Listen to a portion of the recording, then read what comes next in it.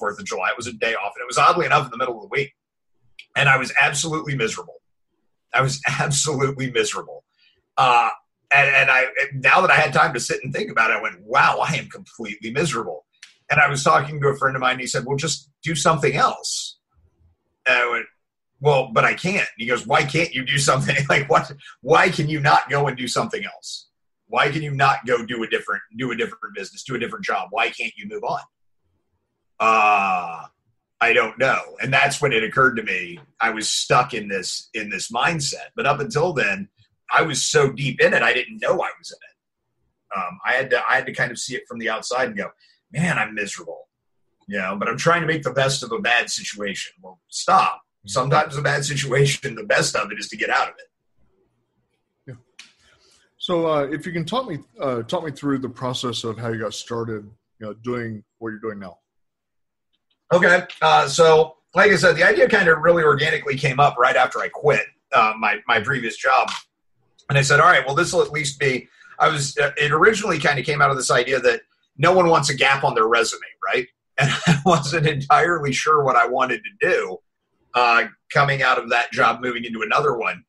So I went, well, at least this is a project I can do. I can do a little project, and this will be a resume placeholder, if nothing else. I've done something. I haven't just sat around. And while I'm doing that, I can figure out what I want to do. And maybe I'll meet someone that can help me figure that out along the way. So I kind of walked in and came up with the idea. And then that Wednesday, so 1 Million Cups meets every Wednesday. So knowing that paralysis by perfectionism, I stood up very publicly at the end of 1 Million Cups and said, hey, I'm going to try to meet 100 people in 100 days. I'm going to write about it every day that I do it. I'm starting on Monday, July 23rd. And everyone went, oh, wow, that's really great. And someone came up to me and said, man, how much work have you done on this? I went, not a bit. Like I announced it. So I immediately had to learn how to get a website up and running and go snag social media pages and build a logo and, just all of this stuff. Luckily enough, I'd encountered a lot of it working. So I'd encountered, I use Calendly to schedule. And I'd encountered Calendly software from other people that I did business with. And I went, oh, okay, Calendly would probably be pretty good. So that was low-hanging fruit. Mm-hmm. But then building a website was, how much effort do I want to put into that? Do I really want to dig deep into building a website? Do I want to hire somebody, or do I just need something that functions that you can read? And ultimately, that was the decision. But we spooled up very quickly in that. Started getting people scheduled. And then, honestly, I didn't know what I was going to write. I went into that very first meeting on that Monday, July 23rd, a Monday morning at 9 a.m. I met a woman in North Charleston, and I went into that meeting and went, I have no idea what I'm going to write about. I took a notebook with me, and I went, boy, this is the wrong time to figure this out. Well, I'm here now, so I sat down and I talked with her. And I think what came out after that meeting, and slowly evolved, it didn't start out perfectly. I wrote down a bunch of stuff, and then I wrote a synopsis of our meeting and some observations I had of her, just from my perspective. And over time, I wrote more about these people because I was meeting people that were really opening up, and I was finding really impressive stuff. And it was that first Saturday, sat down with a young woman, and all kinds of personal stuff opened up. We met for 4 hours. She was late for meeting. She was supposed to meet her boyfriend at a farmer's market. We have this very rushed picture coming out of this place because she goes, oh God, I'm late. And she's running off. And I'm going, oh my God, we sat here for 4 hours. And in that 4 hours, she opened up about tons of stuff. Now, most of that personal stuff never made the writing because it's just not my stuff to talk about. But I was amazed with that. And so I found myself sitting down and writing about the person that I was sitting across from. I wasn't writing so much about, we talked about this, we talked about that. I was sitting there saying, okay, this is a person I sat across from. And I'd originally gone to school to be a writer. And I'd run out of money, and that's why I joined the military. So I was now writing about this person I sat across from. I was saying, this is the person. And I had to get a little more creative with it because the picture was really bad. The selfie that we took a selfie, and the selfie was really bad. We had a big glaring light behind us. It was a blur. You could barely tell there were two human beings. And I was trying to edit it. That was never going to happen. I was trying to learn computer editing in 3 minutes. It wasn't. But I wrote just, this is the meeting that we had. And one of the things she had talked about that was kind of wonderfully illustrated in that bad picture was how scary it was for her. She had just left a job to pursue a career as a photographer. And here in Charleston, that is an incredibly competitive field. She wanted to be a photographer in Charleston. So I'm looking at this bad picture going, I get it. I have to put this bad picture out on the internet now. And I'm nervous about it because someone's going to look at this and judge me. So I just started digging into more subtext. And now it's become these moments where I'm meeting with someone and talking about the person across from me. Whether it's her, I've interviewed people as old as 86 years old. And the youngest person I ever sat down with was 15. And he was a 15-year-old boy who had the most generous heart I've literally ever encountered in 38 years of being alive. He is the most generous person ever. He was learning how to monetize a stream of him playing a video game, not so that he could buy anything for himself, but because his mother is a widow and he wants to contribute to the house and he's too young to drive and she works all day. So this was the way he could make money. And I went, well, I mean, he has studied this thing to the degree that I've seen entrepreneurs that studied their business models less. Mm-hmm. And I just went, wow. And he is really just wants to give to people. He dabbles in writing, but he wants to be a chef. And I go, well, so you'll write on the side? He goes, no, I'll probably just give my writing ideas to other friends of mine who write. I'm like, I've never encountered this generosity. Like, I'm not doing anything with it. You can have it.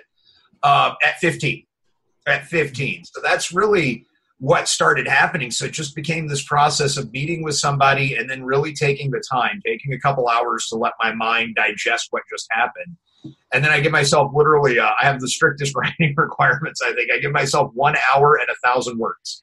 I don't let myself exceed 1,000 words of writing, and I don't let myself take longer than an hour to write it. And that's like clockwork every day, regardless of when I meet them. Oh, good stuff. So is there perhaps a different profession that you'd be interested in going into at some point? I think I'm going, and I never thought I'd say this, but I think I may be going towards coaching. I never thought I would have been in the coaching field. I was like, no, not coaching. I actually, probably my confession is I used to make fun of coaches. I used to say, I had coaches in business, and coaches who were in business with me usually had done the job I had done, and those coaches were okay. But then there were these other coaches that I didn't understand. But now I kind of find myself moving towards that as part of my career. I mean, part of it as a writer, and then part of it involved in coaching in this kind of very specific area of oddly enough, a guy with 2 divorces giving people advice on how to build relationships. But I guess it's because I've been down the road and I can tell you how bad ones look. So maybe that's helpful. But yeah, I find myself pulling more and more into that area. Okay. So if you're to look at yourself and pick out a character strength, what would you say is the greatest one? I am relentless. We had Hurricane Florence coming down here, and people were going, well, you're going to have to take a day off, but it's no big deal. You'll take a day off, and you'll just miss a connection, and we'll all forgive you. No one could go 100 days in a row. So I packed up my car, and I drove 3 hours up road into the upstate to Spartanburg, South Carolina, and I did a road trip up there so I didn't have to miss a day. I went, no, I'm not. I said in 100 days. I'm not doing this in 101. We're doing this in 100 days. I'll just go away from the hurricane. So I drove up to Spartanburg, South Carolina, and did 4 days up there interviewing people, and then drove back. Literally, I got back into Charleston at 6 a.m. this morning. I woke up at 3 in the morning and drove back here so I could make my connection on Monday on this morning. So I am truly relentless when I'm passionate about something. When I find what I want to do, I do not fall down easily. And if you're going to stop me, you're going to have to stop me. So my joke with Florence has been like, no, it was not enough of a hurricane to stop me from doing this. And if it had been worse, I would have driven to Tennessee and done it there. I think that's been a huge strength for me is not giving up. Because we're on day 57 now. We're 57 out of 100 days. And I've not missed a day. I've had people cancel on me, and I just wander out to laundromats or coffee shops and meet somebody because I won't let this fail. Yep. So on the flip side of that, obviously the opposite of the strength would be, what is your greatest weakness? Oh, my greatest weakness. So I've talked about this a little bit as I've done this. I deal with clinical depression. And as a result of that clinical depression, I can be a horrific critic to myself. which can really lead me to be paralyzed. So it's kind of weird because sometimes it tugs against that relentlessness. It's easy to start feeling hopeless. That clinical depression has been a huge weakness that I've just had to learn to live with.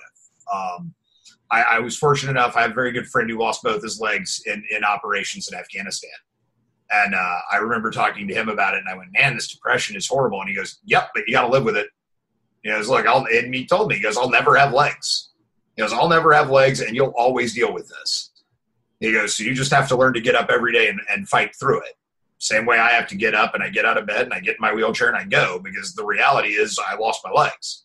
Because the reality is you wake up and you wrestle with this clinical depression. So you have to learn to work around it. So it can be very negative. I'm fortunately enough, I have a very strong routine that I use to fight it, but it is easily my greatest weakness, because if it gets a hold of me, then everything falls apart. It's kind of the monster in the closet, if you will. Every day is okay. I got to get up and I got to work out and I've got to make sure I'm eating right and taking care of myself, because I have to go do these connections. And if this gets a hold of me, then this whole project falls apart very quickly. Sure. Goodness. So where would you get your best ideas? People go to places to brainstorm. So is there a particular place that you get your best ideas from? I love the gym. Me and the gym are my best ideas. I start every day at 4 a.m. In the gym, lifting weights and everything else. It's my quiet time, and that's why I go so early, is because nobody else is in there, and the 2 or 3 people that are only there to work out and have nothing to do with me. So, I sit down, and I usually, oddly enough, I don't listen to music. I listen to an audiobook, and I lift weights or I run. And I clear my head, and then immediately after the gym, I go into the gym with a notebook. And at times throughout the gym, I'm writing stuff down in this notebook. And I think people think it's my workout numbers. It's not. It's ideas. That's where I'm really generating my best ideas. First thing in the morning, in the gym, just doing something physical and letting the world kind of get a start. Cool.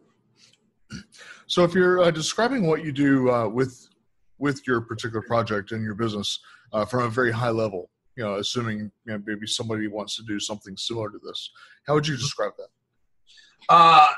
So I always tell people I'm a storyteller. That's really what I am. I'm a storyteller. And what I do is I tell the story of 100 connections. That's the big picture of what I do. However, that story has to be told. If that's doing a speaking engagement, if that's talking on a podcast, if that's writing the actual engagements, that's the job, is telling the story. And I've very much embraced that. So my title for my organization, well, I have team members with different titles. The title for me and my organization, we went, well, are you the CEO? Are you this? Are you the founder? We went, nope, he's the chief storyteller. Matt is the chief storyteller. He is the guy who carries the torch and tells the story. Ultimately that's how I describe it to everybody at just the highest level possible. Is I'm telling the story of 100 connections, and telling the story of building relationships, because that's really, I'm a big believer that that's how we learn. Our best way of learning is through storytelling. So I'm bringing that back into a little bit more of a form, and I'm certainly not the only person to do it, but I'm just tackling this particular issue in that way. Yeah, it's it's something that's through tradition. Many different societies and cultures have had storytelling as part of their tradition. And yeah, so it's carrying that forward. So something that's worked for a long time. Yeah, it's really present in our society at every level. I mean, you think about people who go to church and all, and we go to church and we're storytelling in church, and we're storytelling, in school, and when we sit around the table and you're there with your kids and everything, you're talking about your day, you're all telling stories. It's our most fundamental way of really communicating things to each other. And it helps because we even embellish a little bit. I talk about my godfather a lot, but I always loved hearing his stories because I'm not entirely sure how much of them are true anymore. Sometimes the details, I remember him telling me a story of seeing a deer out the back window of his house. He had a hip replacement, so he can't go out. I'm from Missouri originally, and he can't go out in the winter with those hip pins. So he saw a deer from his bathroom window and went, well, no one lives with me.